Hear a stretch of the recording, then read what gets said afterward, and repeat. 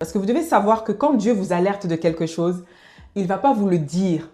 Oui, on t'a volé ta destinée. N'allez pas annoncer bêtement, oui, j'ai rêvé que Dieu va me bénir, ma chérie. Quelqu'un qui conduit ta voiture de destinée, ça veut dire que quelqu'un est au volant de ta vie. La voiture signifie la vie d'une personne.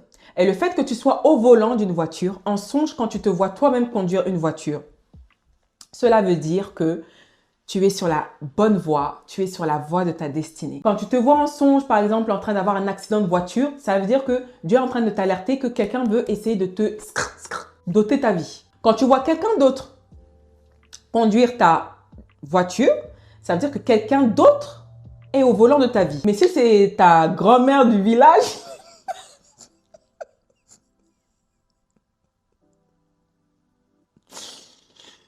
c'est ta grand-mère du village qui n'a jamais passé le permis, là c'est chelou. J'ai accompagné une femme, elle est dans les Caraïbes, je crois, hein, j'ai oublié, bref, c'est pas important. Elle, tout ce qu'elle faisait, ça ne marchait pas. C'est comme si sa vie était en stand-by.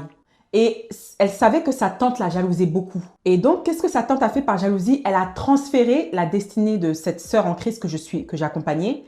Elle l'a transférée à sa fille, à elle. Et c'est sa cousine. Elle a un diplôme, elle a son diplôme, elle a un travail. Toute personne qui conduit ma vie, toute personne qui est la tête de ma destinée, soit décapitée, soit foudroyée, soit foudroyée, soit foudroyée, soit foudroyée, au nom puissant de Jésus.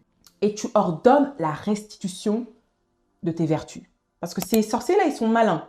Ils vont te laisser tranquille et tu vas te dire, oui, ah c'est bien, je fais plus de cauchemars, je les vois plus en rêve, etc. Ouais, mais ils ont toujours tes vertus. Il n'y a pas eu de restitution. Tu les as combattus spirituellement, mais tu n'as pas ordonné la restitution. Et ça, c'est la deuxième étape dans le combat spirituel. Toujours redemander la restitution de ton énergie, de ta force vitale, de tes vertus, de tes dons, talents, potentiels, tes organes. Il y a des femmes qui étaient très intelligentes à l'école. Par jalousie, on leur a volé leur intelligence spirituellement. Et elles ne comprennent pas. Elles n'ont plus de créativité, elles n'ont plus de... Donc spirituellement, on te vole ton cerveau. Donc physiquement, tu as un cerveau. Mais dans le monde spirituel, tu te vois sans tête ou sans main. Parce que, écoutez-moi bien, il y a certaines personnes qui ne sont pas nécessaires dans ta destinée. Et Dieu ne veut pas les garder autour de toi.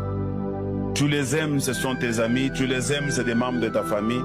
Mais quand Dieu te regarde, il voit ces personnes-là, ces personnes constitueront toujours un obstacle pour toi. Alors pour qu'il te donne une chose très grande, il commence d'abord par éliminer certaines personnes qui ne sont pas bien pour toi. Même si toi-même tu estimes que ce sont des bonnes personnes pour toi, mais devant Dieu ce ne sont pas des bonnes personnes. Et rassure-toi, si certaines personnes partent, Dieu prépare de nouvelles personnes qui viendront jouer un autre rôle autour de toi afin d'aller là où Dieu est en train de t'attendre.